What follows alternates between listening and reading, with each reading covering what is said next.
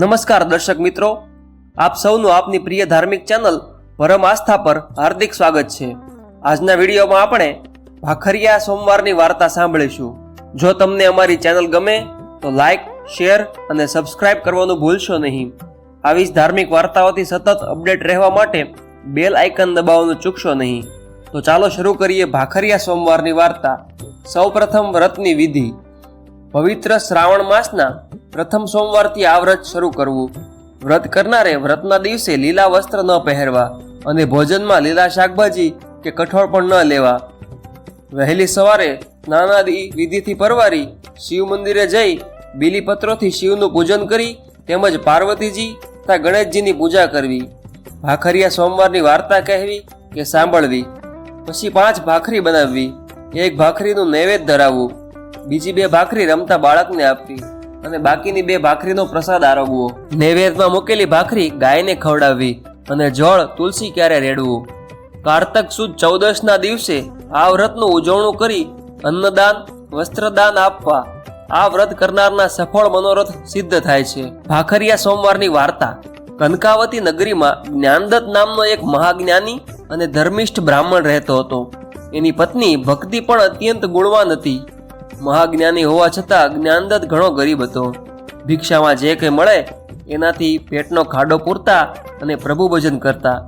ભોળાનાથનો મહાભક્ત એવો આ બ્રાહ્મણ 4 વેદ અને 18 પુરાણોમાં પારંગત હોવા છતાં એના ભાગ્યમાં ભિક્ષા લખાઈ હતી। છતાં પતિ પત્ની બંને એવા ધાર્મિષ્ઠ કે પોતે ભૂખ્યા રહીને આંગણે આવેલાને જમાડતા।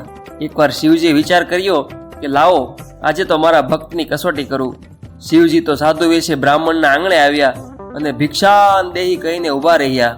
એ દિવસે બ્રાહ્મણને ભિક્ષામાં માત્ર એક રોટલો જ મળેલો। એ રોટલો અતિ પ્રેમથી સાધુને આપી દીધો।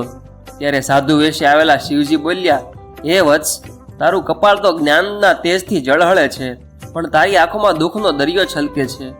આ સાંભળી બ્રાહ્મણ રડવા જેવો થઈ ગયો। મહારાજ, જ્ઞાન તો ઘણું છે, પણ ખાવાના સાચા મળતા નથી।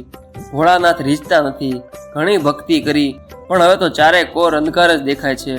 ત્યારે શિવજી બોલ્યા, સુખ દુઃખ તો આવે ને જાય। વ્રત જપ તપ વડે કર્મો કપાય। તું ભાખરિયા સોમવારનું વ્રત કરજે।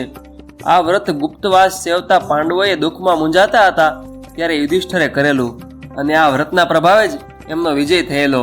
વળી આ વ્રત કરનાર સ્ત્રી સદા સુહાગણ રહે છે। આ વ્રત નિર્ધનને ધનવાન બનાવે છે અને વાંજિયાને સંતાન આપનારું છે। આટલું કહીને શિવજી કૈલાસે ગયા। પવિત્ર શ્રાવણ માસ આવતા પતિ પત્નીએ પૂર્ણ શ્રદ્ધાથી ભાખરિયા સોમવારનું વ્રત કર્યું। કારતક સુદ 14એ ઉજવણું કર્યું।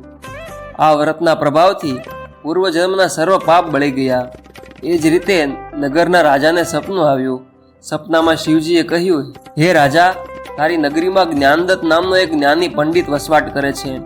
એને તું રાજપંડિતની પદવી આપજે। રાજાએ બીજે દિવસે જ્ઞાનદત્તને દરબારમાં બોલાવી રાજપંડિતના આસને બેસાડ્યો।